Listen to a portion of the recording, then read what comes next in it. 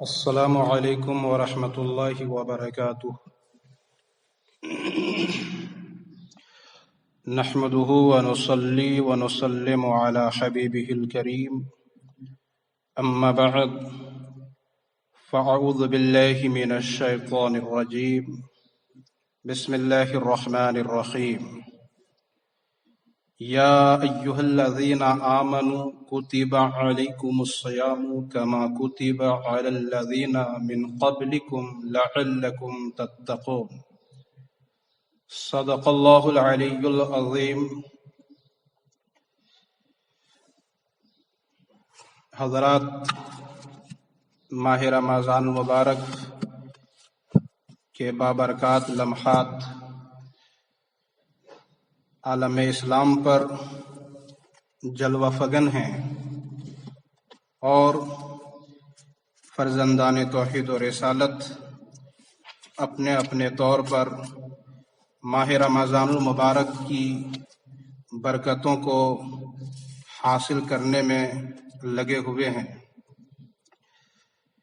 نور رمضان course کے نام سے درس کا یہ ایک خوبصورت سلسلہ جماعت رضائے مصطفیٰ کولکاتہ کے زیر اہتمام جاری ہے۔ آپ سب حضرات اس کورس سے فائدہ اٹھائیں۔ اس کورس میں آج کا عنوان ہے ماہ رمضان المبارک اور ہماری ذمہ داریاں۔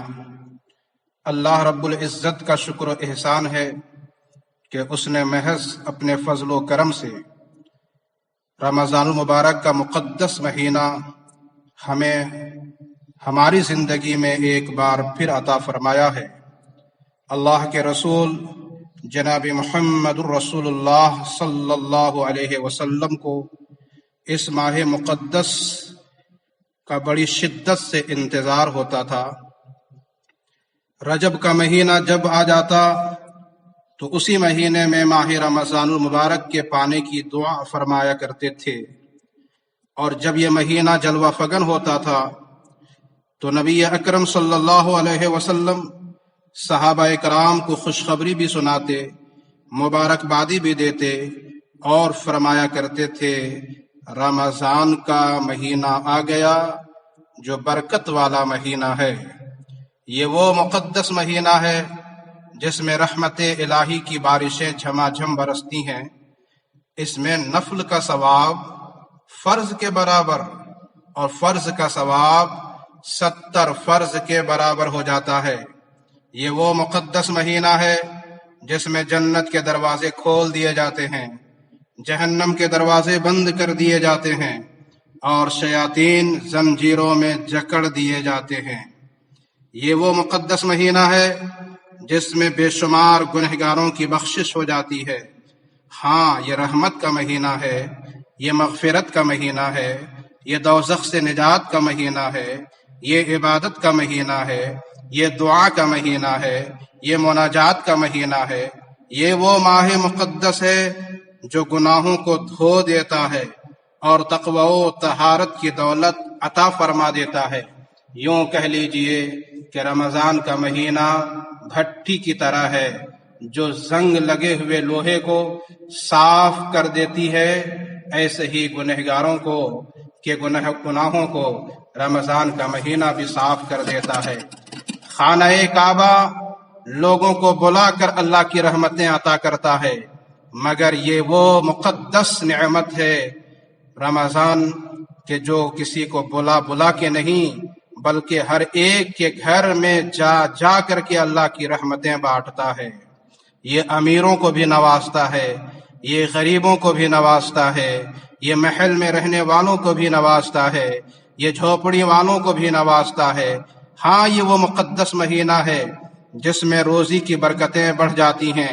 یہ وہ مقدس مہینہ ہے جس میں صبر اور ایک دوسرے سے ہمدردی کا جذبہ جاگ جاتا ہے۔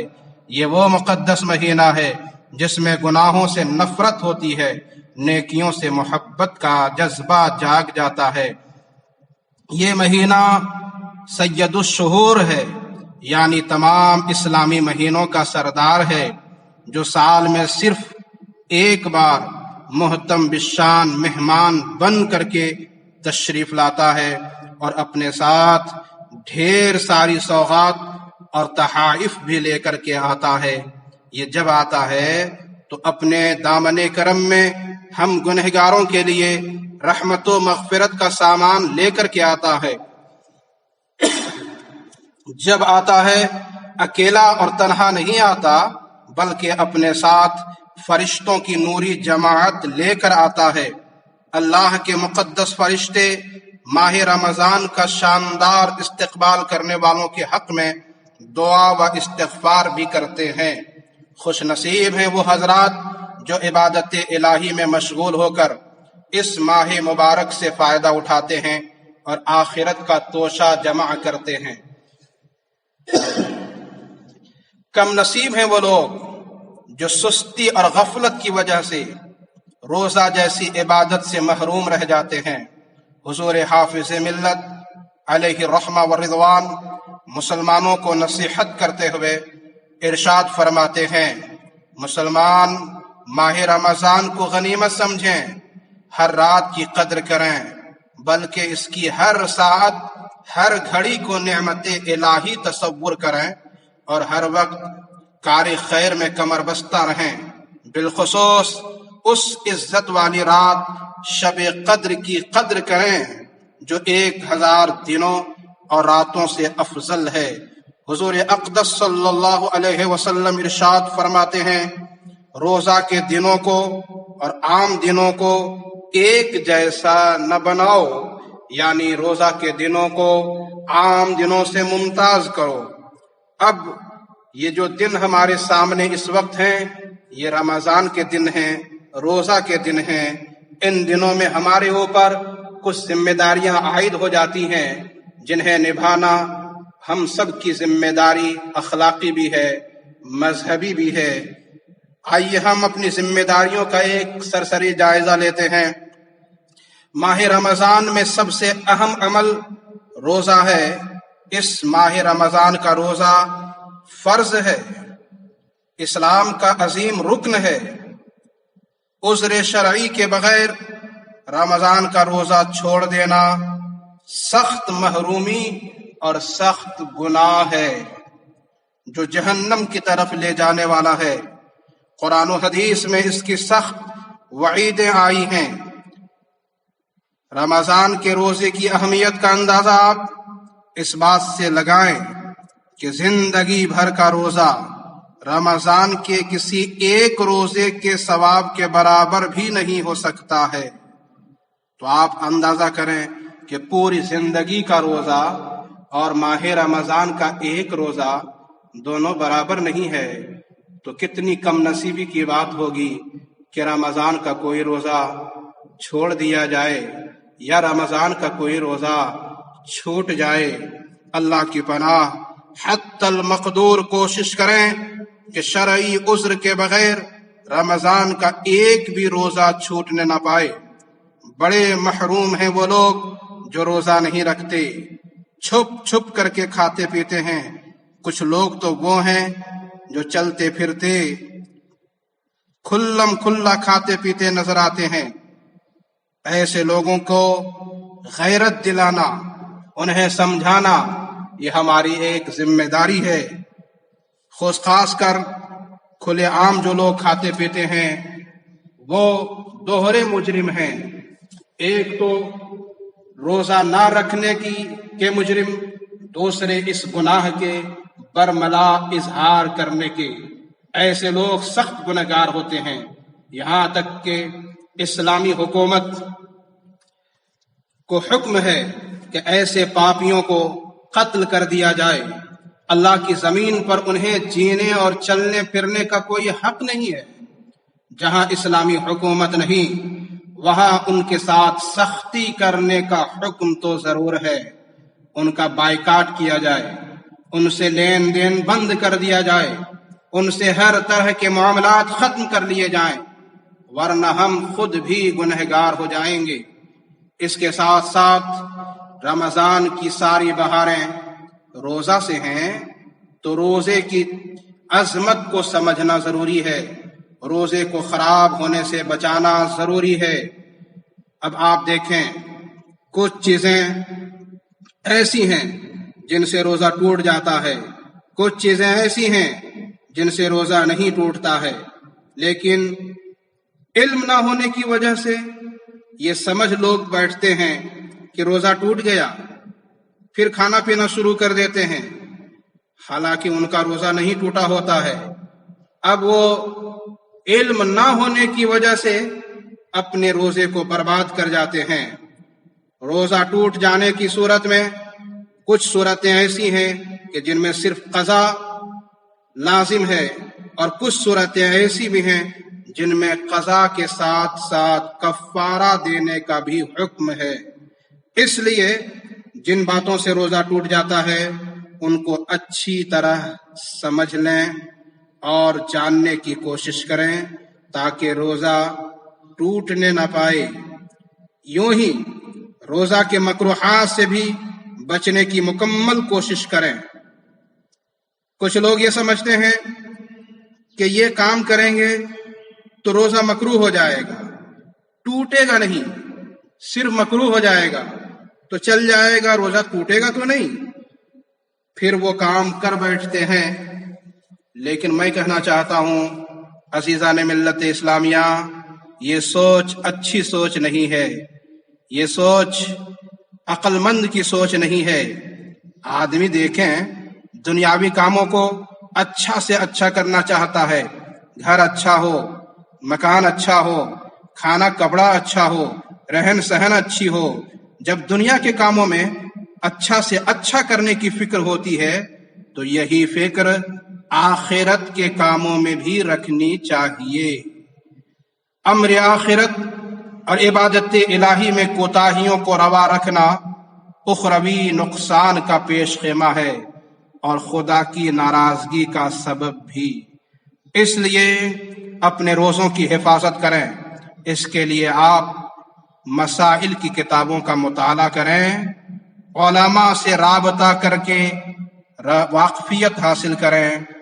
روزانہ مسجد کے امام اگر چاہیں تو رمضان اور روزے کے مسائل سے لوگوں کو آگاہ بھی کر سکتے ہیں۔ لوگ دلچسپی سے اس بیان کو سنا کریں اور مسائل کو سیکھا کریں، یہ بہت بہتر ہوگا۔ علم بھی عام ہوگا اور ثواب بھی حاصل ہوگا کہ علم دین کے سیکھنے میں بڑا ثواب ہے۔ دوسری چیز ہم آپ کے سامنے یہ رکھنا چاہتے ہیں کہ ماہ رمضان کے مہینے میں ماہ رمضان میں کچھ لوگ کھانے پینے میں بے احتیاطی کر جاتے ہیں، سوچتے ہیں کہ سحری زیادہ کریں گے تو دن بھر بھوک سے بچیں گے، اور افطار کے ٹائم میں بھی خوب ڈٹ کر کے افطار کرتے ہیں، کھانا بھی خوب جم کر کے کھا لیتے ہیں، جس کی وجہ سے ان کا معدہ متاثر ہو جاتا ہے اور طبیعت بوجھل ہو جاتی ہے، کچی کچی ڈکاریں بھی آنے لگتی ہیں، تو اس سے روزے کا مقصد ہی فوت ہو جاتا ہے۔ یاد رہے، محض زیادہ کھانے سے آدمی تندرست نہیں رہتا، بلکہ اعتدال کے ساتھ کھانا کھانے سے غذا اپنا پورا کام کرتا ہے اور بدن بھی تندرست رہتا ہے۔ اس لیے غذا میں احتیاط برتیں، اعتدال کے ساتھ کھانا کھائیں اور معتدل غذاؤں کا ہی استعمال کیا کریں۔ ساتھ ہی ساتھ ہم آپ کے سامنے ماہ رمضان کے کچھ اعمال بھی سامنے لانا چاہتے ہیں۔ رمضان المبارک میں حضور اقدس صلی اللہ علیہ وسلم کے جو معمولات تھے وہ اپنے سامنے رکھیں گے تو انشاءاللہ ہمارے دن بھی اچھے گزریں گے۔ اس مہینے میں کثرت کے ساتھ صدقہ و خیرات کرنے کی کوشش کریں۔ صدقہ بلاؤں کو دور کر دیتا ہے، اللہ سے راضی ہوتا ہے۔ رمضان المبارک کے مہینے میں خود حضور اقدس صلی اللہ تعالی علیہ وسلم ہر قیدی کو چھوڑ دیتے تھے، جو بھی مانگنے والا آتا ہر منگتے کو عطا فرمایا کرتے تھے۔ حضور اقدس صلی اللہ علیہ وسلم لوگوں کی خیر خواہی میں بہت زیادہ فیاض تھے۔ حضرت جبریل امی رمضان کی ہر رات کو آپ سے ملنے تشریف لاتے، حتیٰ کہ رمضان گزر جاتا جبریل امی آپ کے سامنے قرآن مجید پڑھتے۔ جب آپ قرآن مجید سنتے اور جبریل امی آپ سے ملتے تو حضور اقدس صلی اللہ علیہ وسلم تیز رفتار آندھی سے بھی زیادہ سخی ہو جایا کرتے تھے۔ اس بات کا ذکر بخاری شریف میں بھی مذکور ہے۔ اسی طرح سے یہ مہینہ جس مہینے میں روزہ رکھا جاتا ہے، اسی مہینے میں اللہ کا آخری کلام، آخری کتاب قرآن حکیم نازل ہوا ہے۔ تو اس مہینے کا تعلق اس مہینے کا تعلق قرآن سے بڑا گہرا ہے، بڑا مضبوط رشتہ ہے۔ یہ نزول قرآن کا مہینہ ہے۔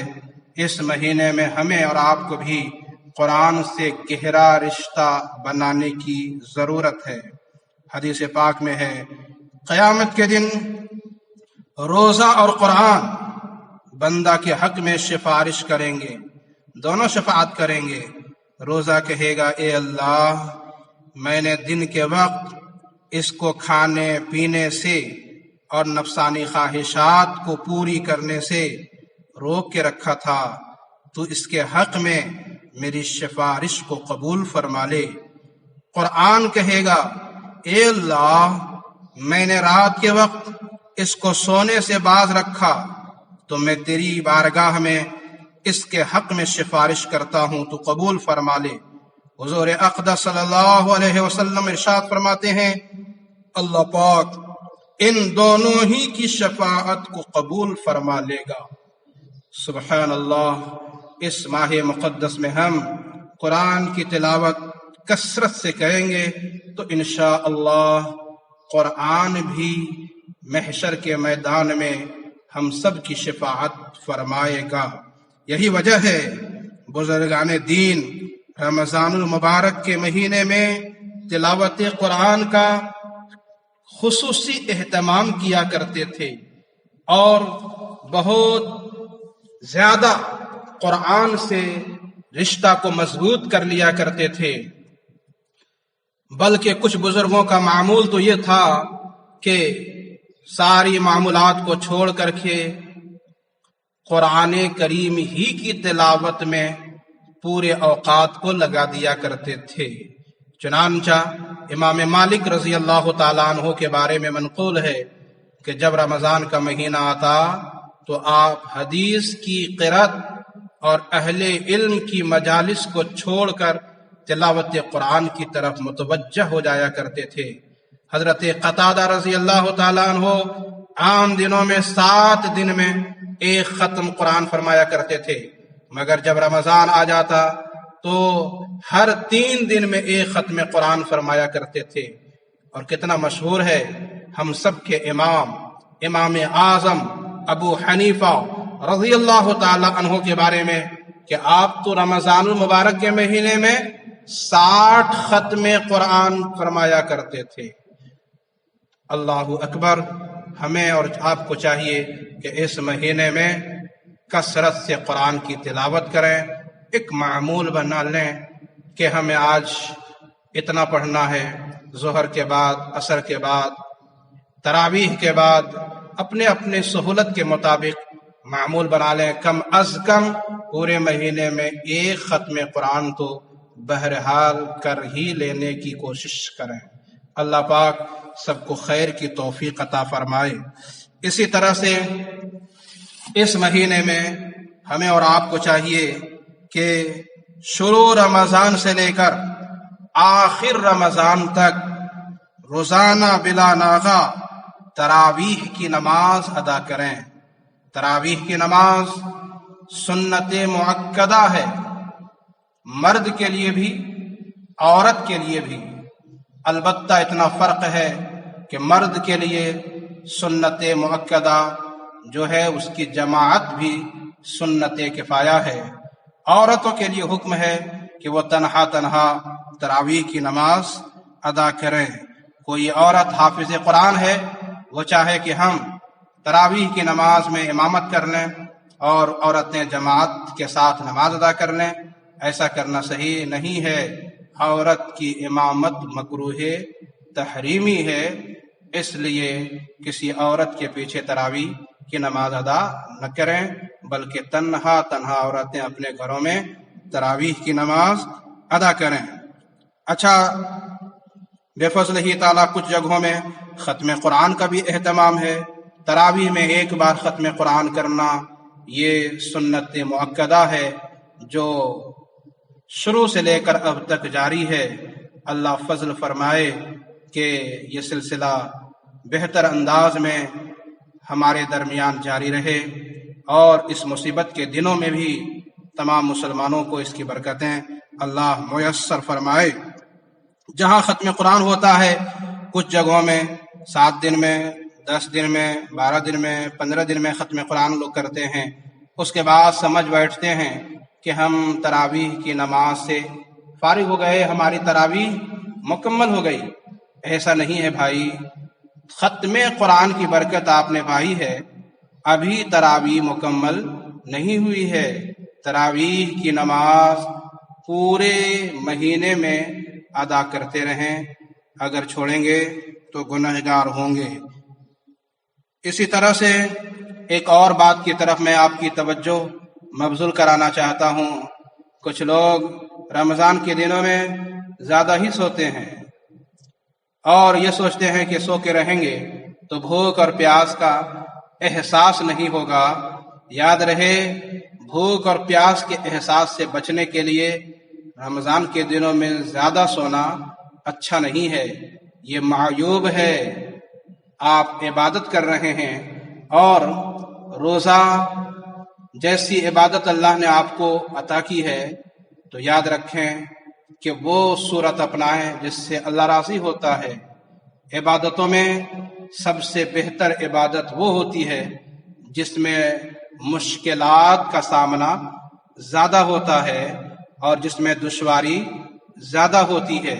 یہی وجہ ہے کہ بزرگان دین نے بھی اس کی طرف توجہ مبذول کرائی ہے اور بتایا ہے کہ رمضان کے دنوں میں سونے سے بچنا چاہیے، بلکہ یوں سمجھ لینا چاہیے کہ ہم ایک ذمہ داری میں لگے ہیں، ایک ڈیوٹی میں لگے ہیں، مزدوری کر رہے ہیں اور ہمارا حاکم ہمیں دیکھ رہا ہے، اور وہ حاکم تو ایسا ہے جس نے خود ہی فرما دیا ہے الصوم لی وانا اجزی بہ، روزہ میرے لیے ہے، میں اس کی جزا دوں گا۔ اس حدیث پاک کو یوں بھی پڑھا گیا ہے الصوم لی وانا اجزی بہ، روزہ میرے لیے ہے اور میں ہی اس کی جزا ہوں۔ یعنی نماز پڑھو گے جنت ملے گی، حج کرو گے جنت ملے گی، دیگر اعمال صالحہ کرو گے جنت ملے گی، لیکن روزہ رکھو گے تو خود رب تمہیں مل جائے گا۔ سبحان اللہ۔ اس لیے روزے کو بہتر سے بہتر انداز میں رکھنے کی کوشش کریں اور روزے کے جو تقاضے ہیں، روزے کی جو ذمہ داریاں ہیں، ان ذمہ داریوں کو ہم اور آپ نبھانے کی کوشش کریں اور ذمہ داریوں کو سمجھنے کی کوشش کریں۔ روزے کے جو بھی حسنات و برکات ہیں، اس کا فائدہ اسی وقت حاصل ہو سکتا ہے جب کہ ہم پیٹ کے روزے کے ساتھ ساتھ جسم کے ہر ایک جز کا روزہ رکھیں۔ روزے کی اصل روح یہی ہے کہ ایک بندہ مومن رضائے الہی کے حصول کی خاطر کھانے سے، پینے سے اور بیوی سے جمع کرنے سے رک جانے کے ساتھ ساتھ اپنے آپ کو برے اعمال سے بھی روک لے، برائیوں کا خیال تک بھی دل میں نہ لائے۔ اگر حال یہ ہو کہ بندہ کھانا پینا تو چھوڑ دے مگر برے کام کو عادتاً کرتا جائے.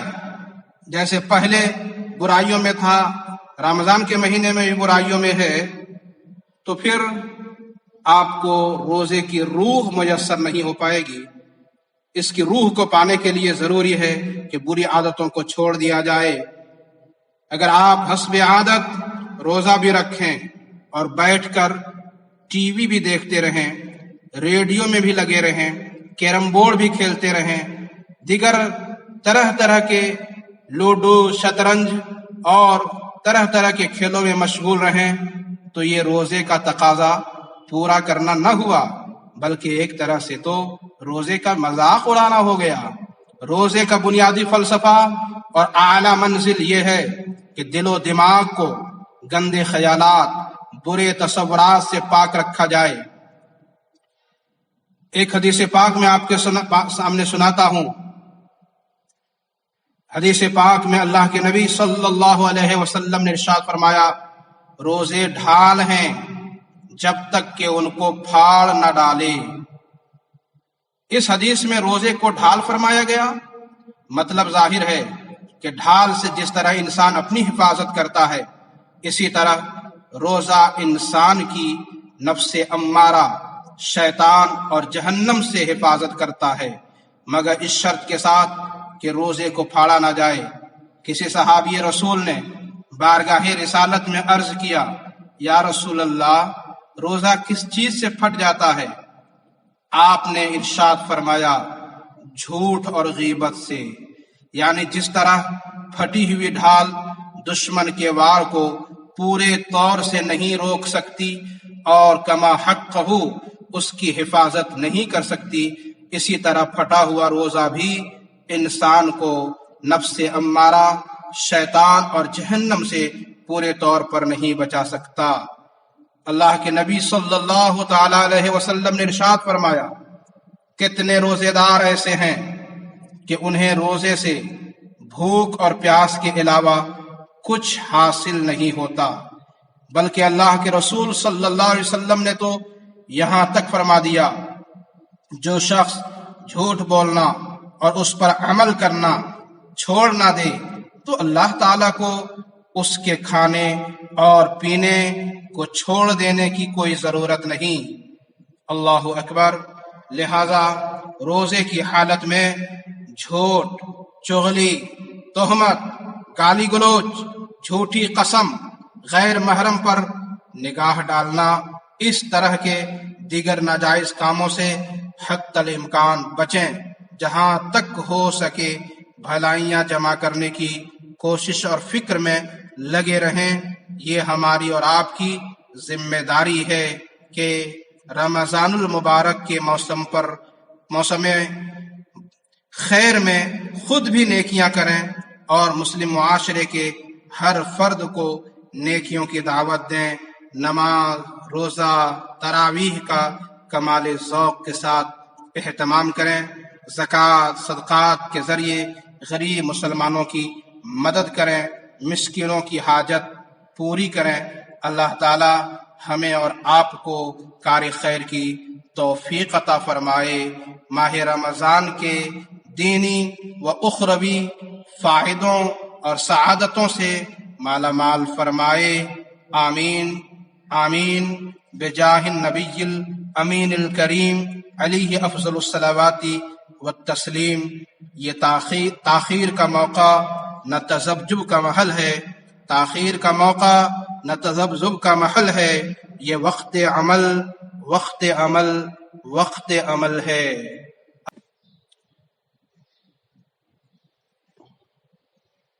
السلام علیکم ورحمۃ اللہ وبرکاتہ. نحمده ونصلي ونسلم على حبيبه الكريم.